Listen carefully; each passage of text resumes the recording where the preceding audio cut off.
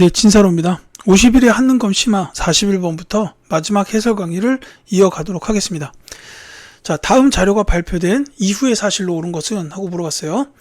자, 조선청년 독립단은 2천만 민족을 대표하여 정의와 자유를 쟁취한 모든 나라 앞에 독립을 성취할 것을 선언한다 라고 되어 있고요. 쭉 이제 보시면 맨 마지막에 제1본 동경 조선청년 독립단 대표 11인이라고 나왔어요. 자, 그러니까 일본에 있는 동경, 도쿄죠. 조선청년 독립단 대표예요. 그러니까 요거는 도쿄에서 있었던 선언입니다. 그렇기 때문에 이게 28 독립선언이에요.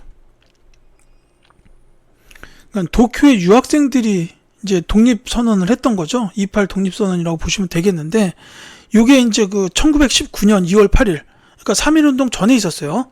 요것만 알면은 정답을 찾기가 어렵지 않습니다. 바로 5번. 민족 대표 33인 명의의 독립선언서가 발표되었다라는 게 이게 3.1운동이기 때문에 28 독립선언 다음 달에 있었던 일이다. 이렇게 보시면 되겠죠.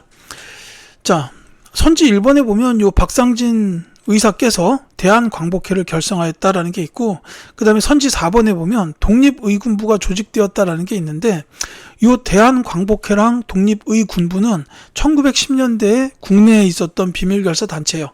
1914년 15년 요때입니다. 그렇기 때문에 28 독립선언 전의 일이고, 이 황성신문에 시일야 방송대국이 게재되었다. 요거는 쓰신 분은 장지연 주필이에요.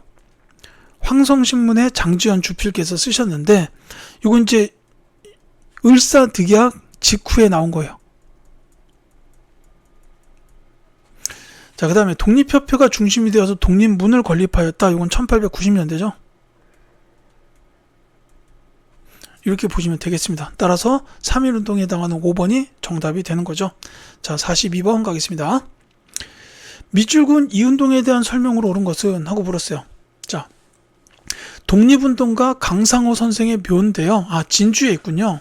자, 그는 공평한 사회의 근본이요 애정은 인류의 본령이라는 취지 아래 백정에 대한 권익보호를 목적으로 전개된 이 운동에 앞장섰습니다. 라고 되어 있습니다. 자, 백정에 대한 권익보호, 그 다음에 진주 나왔죠. 요거는 형평운동입니다. 자, 백정들에 대한 사회적인 철폐를 주장했던 운동이에요.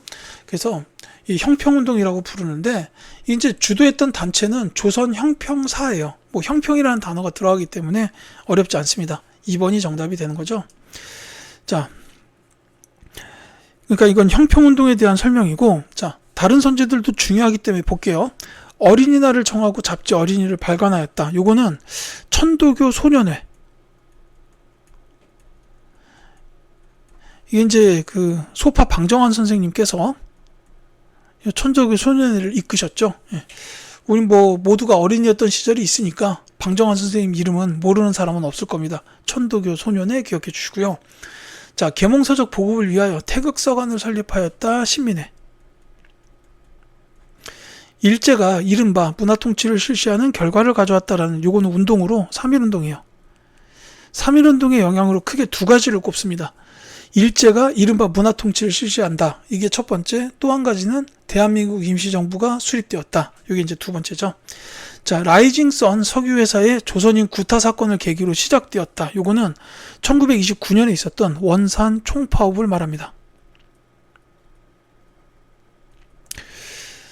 자, 프랑스나 일본의 노동자 단체로부터 격려 전문을 받기도 했던 그런 사건이에요. 그 1920년대에 특히 그 뭐 암태도 소작쟁이, 그 다음에 원산 총파업 같은 이런 노동쟁이 사건들이 있었다는 것도 기억해 주시기 바라겠습니다.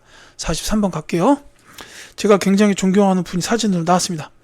다음 인물의 활동으로 옳은 것은? 자, 본명은 이원록으로 경상북도 안동에서 태어났고, 조선은행 대구지점 폭파 사건에 연루되어 옥고를 치른 그는 1932년 중국으로 건너가 김원봉이 세운 조선혁명 군사 정치간부학교 1기생으로 입교하여 독립운동했었다. 대한민국 정부는 그의 공헌을 기려서 건국훈장 애국장을 추서하였다라고 되어 있습니다. 자, 저는 이분의 사진을 보자마자 바로 알았어요. 제가 존경하는 분이다라고 말씀을 드렸잖아요. 자, 본명은 이원록이다라는 것도 있고, 그 다음에 조선혁명 군사정치 간부학교. 이제 뭐 이걸 우리가 보통은 조선혁명 간부학교라고 줄여서 줄여가지고 얘기하기도 합니다. 이제 이 조선은행 대구지점 폭파 사건에 연루됐다. 그러니까 이게 의열단과도 관련이 계셨던 분이에요. 근데 이것만으로 찾기가 조금 힘들 수는 있습니다.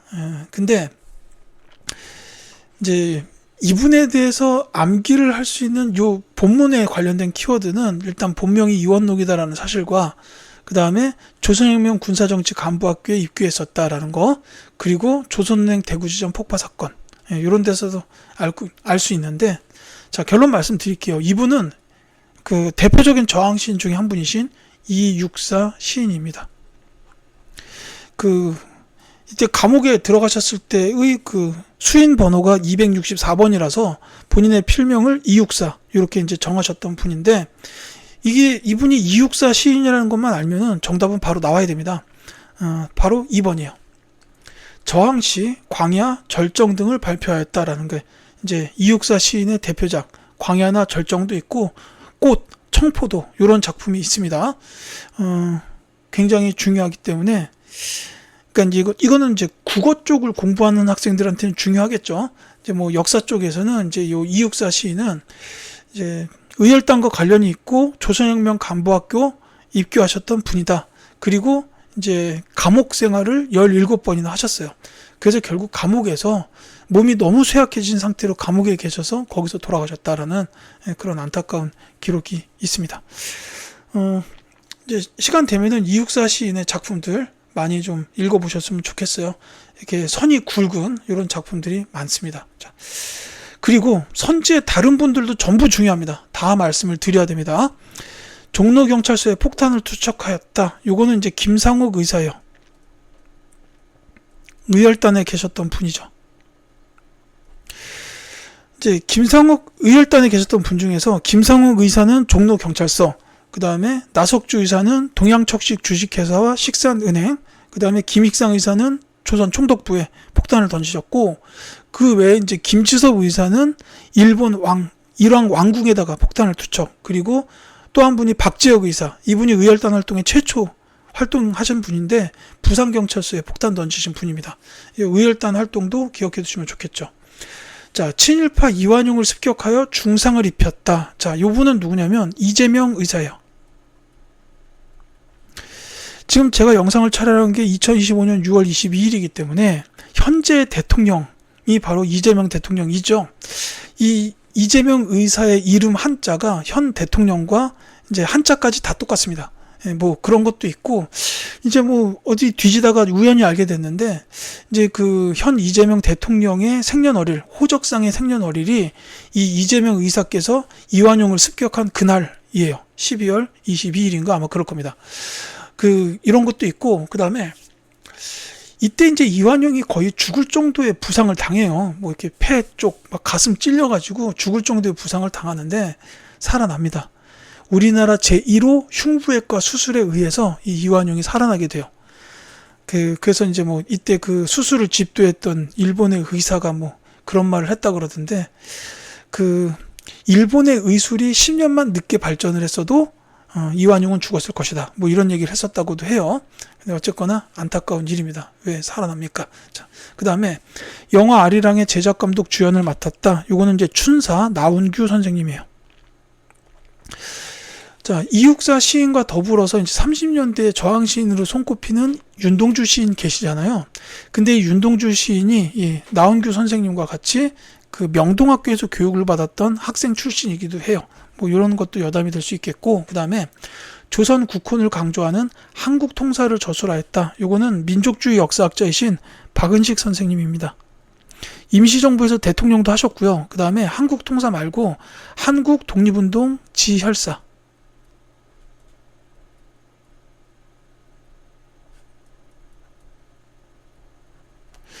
자, 한국 통사는 이제 그 일제가 우리나라를 강점하기까지의 그 역사, 그러니까 통이라는 게 고통이죠.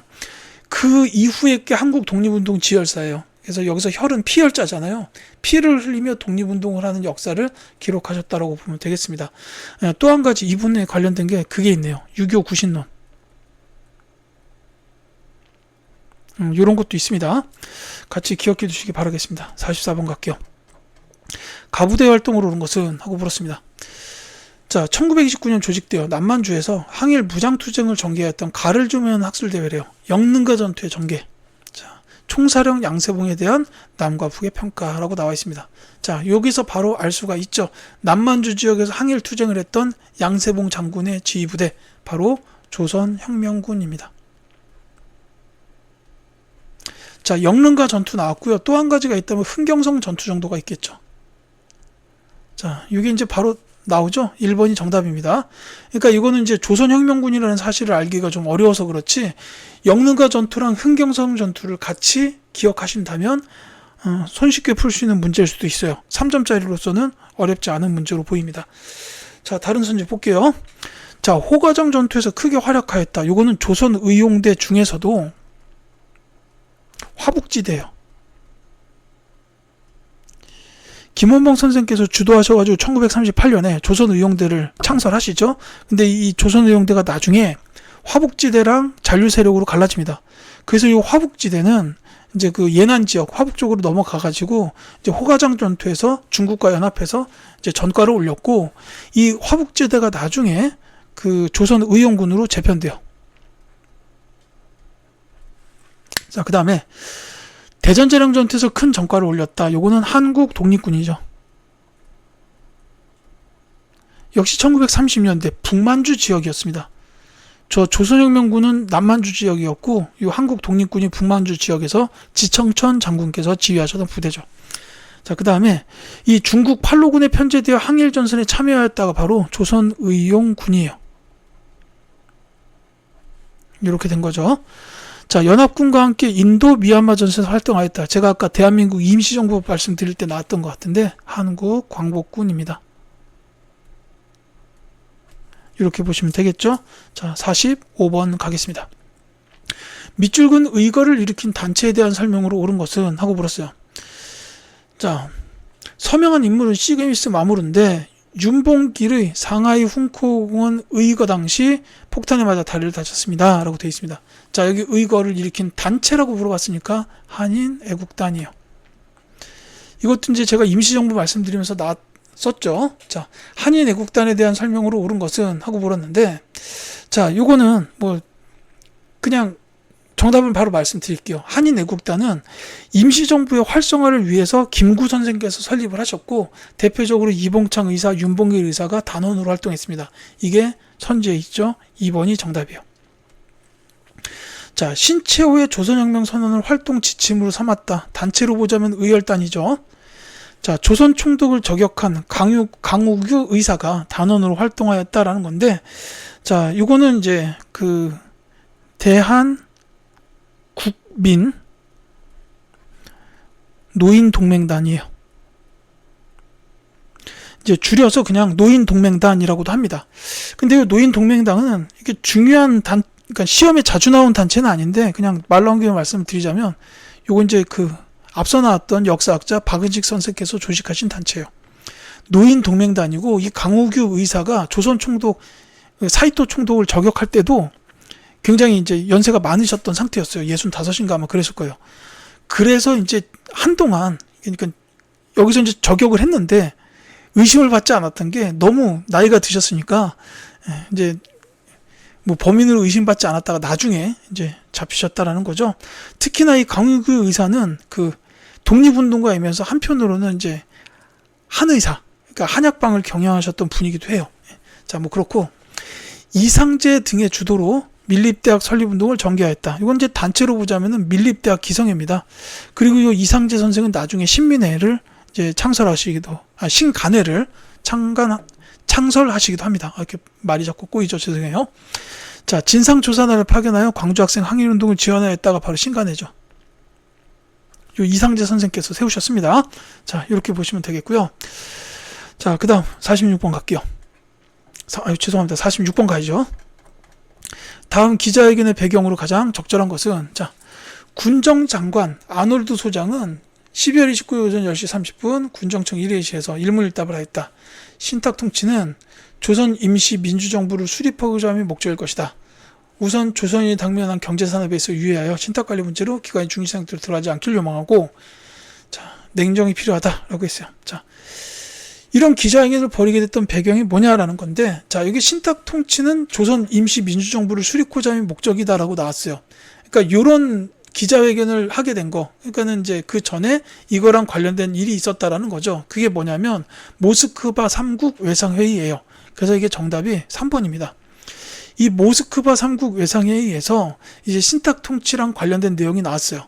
그러니까 이제 우리나라 땅에 임시 민주정부를 수립하게 할 거다. 그러기 위해서는 당분간은 미소가 신탁 통치를 하겠다라는 거였는데, 이게 이제 동아일보에서는 그 임시 민주정부 수립의 목적 뭐 이런 말을 싹 빼고 신탁 통치만 보도하는 바람에 이게 난리가 났어요. 그래서 이제 막 신탁 통치 반대 운동이 거세게 일어났는데, 이제 나중에 실상을 한 좌익 쪽에서는 신탁 통치 찬성 쪽으로 이렇게 돌아서게 됩니다. 우리 빨리 신탁 통치 해가지고 졸업하고 민주정부 수립하자, 이렇게 돌아간 거고, 이제 김구, 김기식 같은 우익분들은 여전히 반대했었다라는 거죠. 자, 배경은 3번 모스크바 3국 외상회의였고, 다른 것들은 이제 다 요 기자회견 이후의 일이라고 보시면 돼요. 이게 모스크바 3국 외상회의가 있었고, 이제 요 기자회견, 그 다음에 그 신탁 통치 찬성 반대 막 이런 게 나오게 되죠.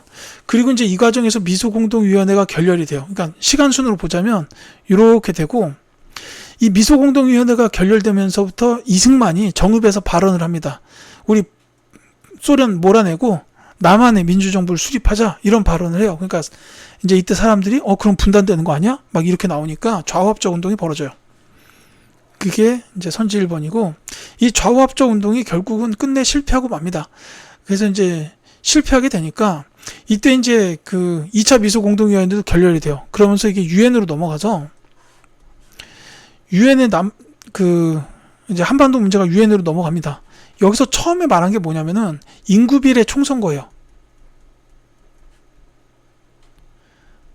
이거 유엔 총회에서 인구비례 총선거 해라, 이렇게 이제 결의가 됐는데, 이때 이제 소련 쪽에서 그 유엔 임시위원단의 입국을 거부해요. 이렇게 돼버리니까 유엔 소총회가 다시 열리면서 그럼 남한만이라도 선거해라, 이렇게 결의가 된 겁니다. 그래서 요 이후에 남북협상이 나오고 실패하죠. 그래서 50 총선거. 그리고 이 총선거에서 제헌국회가 구성이 되면서 헌법과 농지개혁법, 반민족행위자 처벌법, 이게 제정이 되면서 반민특위가 구성됐다. 이렇게 이제 순서의 흐름이 이어집니다. 이렇게 참고만 하시고요. 47번 가겠습니다. 가나사이 시기에 있었던 사실로 옳은 것은 하고 물었어요. 자, 가에 보면 북한군 공격에 밀려서 낙동강 방어선으로 후퇴한 1사단은 다부동 일대에서 치열한 전투를 벌였다. 이렇게 나왔습니다. 자, 이건 6.25 전쟁 때의 일이죠. 특히나 다부동 전투라고 보시면 되겠습니다. 백선엽 장군 같은 분이 여기서 활약을 하셨죠. 6.25 전쟁 이제 초기라고 보면 돼요. 우리가 한참 밀려가지고 낙동강 그 경상도 부산 지역만 이제 남아있는 상태에, 그때 이제 거기서 다부동에서 치열한 전투가 벌어졌었다라는 거고, 나에 보면 개성에서 열린 첫 정전회담에서 유엔군 대표단은 뭐 정치적 경쟁 논의를 단호히 거부한 동시에 침략 재발의 방지를 보장한 화평만이 이제 전쟁을 종식시킬 수 있다라고 경고하였다라는 겁니다. 이건 이제 정전회담이죠. 이제 요 사이에 뭐 인천 상륙 작전이라든지 이런 것들이 일어나게 돼요. 그 1.4후퇴 이후에 이제 이 양쪽 군대가 오르락 38도선 주변을 오르락 내리락 하면서 계속한 소모전만이 전개가 돼요. 그래서 이때부터 정전협정이 시작이 된 겁니다. 자, 이 사이에 있었던 일인데 대표적으로 꼽을 수 있는 게 일단 인천 상륙 작전이 있고요. 이러면서 이제 전황이 반전돼가지고 우리나라 국군과 유엔군이 이제 북쪽으로 올라가게 되죠. 근데 이 과정에서 중국군이 개입을 합니다. 그러면서 흥남철수나 1.4후퇴가 이때 일어나게 되죠. 이런 사건들이 요 사이에 있었던 6.25 전쟁의 흐름이다라고 보시면 되겠습니다. 자, 제가 말씀드린 그 정답은 있었죠. 2번입니다. 흥남철수 작전이 전개되었다. 이건 이제 뭐 크리스마스의 기적이라고 부르는데, 요때 그 흥남 지역에서 있었던 배를 통해서 그 당시에 군인들과 포로들이 전부 다 배를 타고 이제 거제도 쪽으로 이렇게 내려오게 됐었다라는 거죠. 이때 이미 뭐 원산 지역까지 그 북한군이 다시 점령한 상태였기 때문에 배로 이동하는 것 외에 다른 방법은 없었던 그런 상황이었다고 해요. 자, 에치슨 선언이 발표되었다. 요거는 6.25 전쟁의 배경입니다. 6.25 전쟁의 배경이고, 그 다음에 여수순천 11구 사건 요거는 이제 1948년이에요. 이게 이제 남한만의 단독선거 수립에 반대하는 과정에서 일어났던 제주 4.3 사건, 여수 순천 11구 사건 관련되어 있습니다. 자, 한미 상호 방위 조약이 체결된 거는 6.25 전쟁 정전이라고 해야죠. 종전은 아니죠. 예. 이제 정전협정 체결 후입니다. 이렇게 안 져지냐? 예. 정전협정이 체결된 이후에요. 정전 이후라고 보시면 되겠고, 부산에서 발췌개헌안이 통과되었다. 요거는 전쟁 중에 있었어요. 다만 이 정전회담이 시작되던 요 시기보다는 뒤입니다. 이게 1952년, 요건 1951년이에요.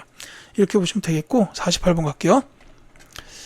자, 교사의 질문에 대한 학생의 답변으로 오른 것은 해가지고 2차 경제개발 5개년 계획에 관련된 도표가 나와 있습니다. 이 시기의 경제 상황인데 이때가 언제냐면 박정희 정부 시기라고 보면 되겠죠. 자, 그러니까 박정희 정부 시기에 대한 그 경제 상황을 말해보자라고 한 건데, 자, 이때는 경부 고속도로가 개통되었다라는 1번이 8호 정답이죠. 자, 이게 박정희 정부 시기고, 자, 귀속재산 처리법이 제정되었다라는 거는 이제 이승만 정부 때요. 6.25 전쟁 직전에 있었는데, 이게 가끔 가다가 이제 조금 비교해야 될 게 뭐 신안공사의 설립이 있어요. 요 미 군정 시기에 귀속 재산을 관리하기 위해서 설립이 됐는데 이제 신안공사에서는 관리가 이루어졌고 이걸 갖다가 다시 우리나라 사람들에게 불화하기 위한 그 법은 이승만 정부 때 제정됐다. 이렇게 보면 되겠습니다. 자, 경제협력 개발기구 가입했다. 이거는 김영삼 정부고요. 그 다음에 미국과 자유무역 협정 FTA를 체결했다. 이거는 노무현 정부입니다. 칠레하고는 김대중 정부, 그 다음에 중국과 자유무역 협정은 박근혜 정부입니다. 자, 그 다음에 금융실명제가 실시되었다라는 거는 김영삼 정부 때죠. 자, 이렇게 기억해 주시기 바라겠습니다. 49번 갈게요. 자, 가민주화 운동에 대한 설명으로 옳은 것은, 자, 임을 위한 행진곡이라는 노래입니다. 대학생이셨던 분들은 이제 민중가요를 혹시나 배우다 보면 제일 먼저 배우는 노래가 아마 요 임을 위한 행진곡이 아닐까 싶네요. 자, 이 곡은 가당시 계엄군에 맞서서 시민군으로 활동하다 희생된 고 윤상원과 고 박기순의 영혼 결혼식에 헌정된 노래래요. 자, 계엄군에 맞서서 시민군으로 활동했다라는 게 가장 중요한 키워드입니다. 이건 바로 광주 지역에서 주로 있었던 5.18 민주화 운동이에요. 자, 이 5.18 민주화 운동에 대해서 이제 물어봤는데, 이 5.18 민주화 운동이 일어나게 된 거는 신군부에 대한 저항이에요. 네, 신군부에 대한 저항. 크게 보면 이렇습니다. 그래서 정답은 5번이죠. 신군부의 비상계엄 확대와 무력 진압에 저항한 겁니다. 이제 오해하시면 안 되는 게 이 5.18 민주화 운동 이전에도 계엄은 계속 있었어요. 왜냐하면 부만 민주항쟁 당시에 계엄령이 선포돼가지고 이게 박정희 대통령이 서거하면서 그 계엄령이 철회가 되질 않았어요. 계속 유지되던 상태로 신군부 시대가 열린 겁니다.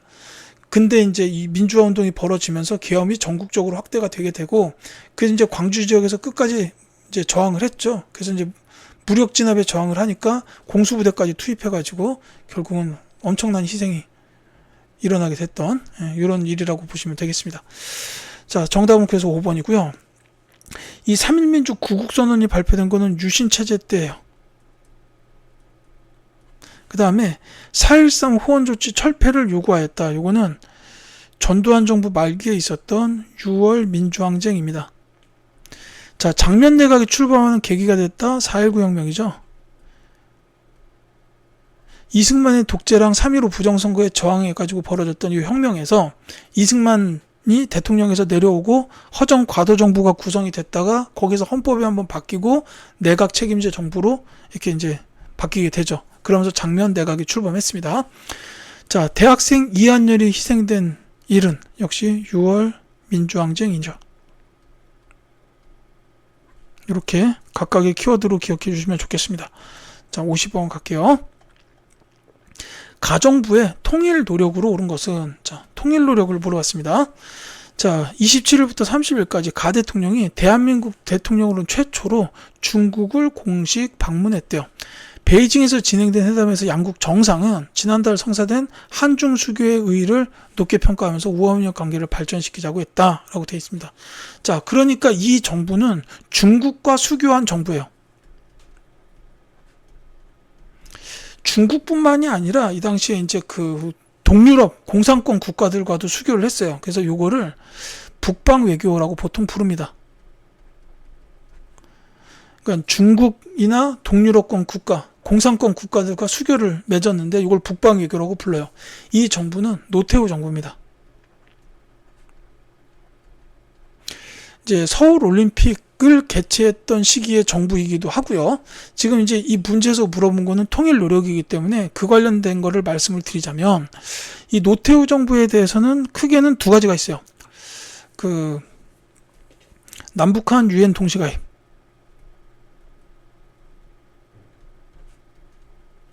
또 하나는 남북 기본합의서 채택.